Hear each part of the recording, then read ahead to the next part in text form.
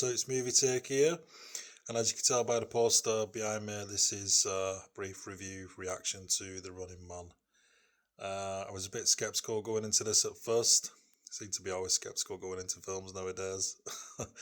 But I was entertained throughout the 2 hours.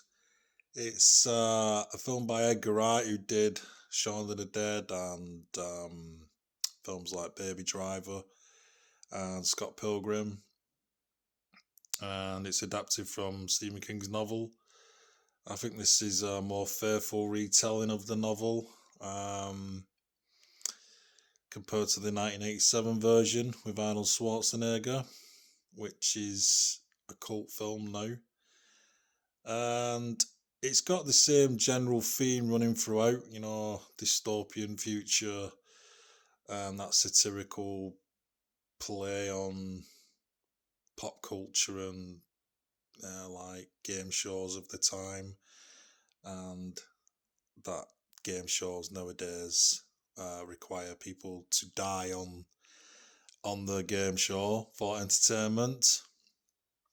But it tends to be trying harder than the original.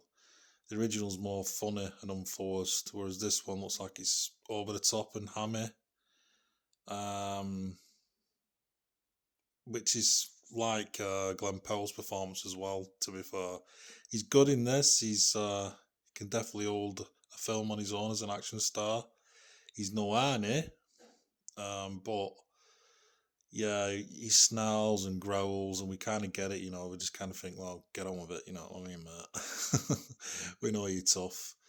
But yeah, he does a general good job, but what it doesn't have for me, which I like about the first one, is that the first one felt more enclosed, like it was its own entity, like a video game, whereas this is like set out in the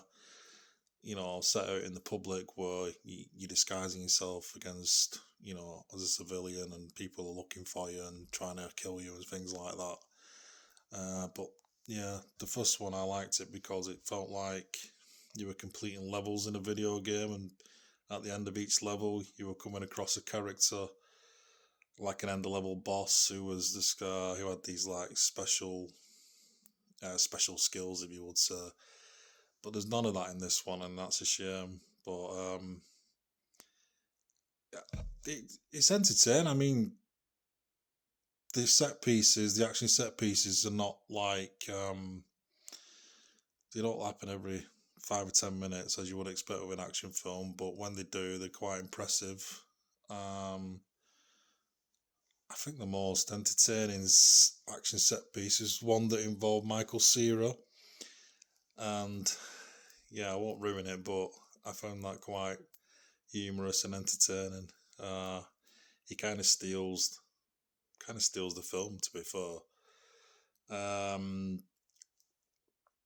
But yeah, it's also quite rushed in the final third. You get it seems to all resolve itself fairly quickly.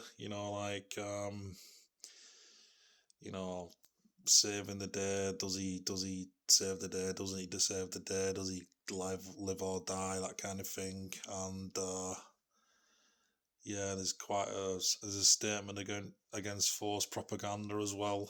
With the game shows, like force feeding audiences, making them to believe something that's not real. So it just all seems quite crammed in at the end. But overall, I was entertained. I've not read the novel, so I don't know if it's perfect towards the novel, or if they're ever going to get this perfect. But I'm still the original still is the best for me. I mean, that's a cult film now, and it's a film I can watch over and over again. But with this one, I felt like it dragged in places as well. So yeah, that's all I've got to say about that. Drop us a like or a follow if you're enjoying listening to these. I will carry on doing them. But yeah, thanks for listening. Fans out.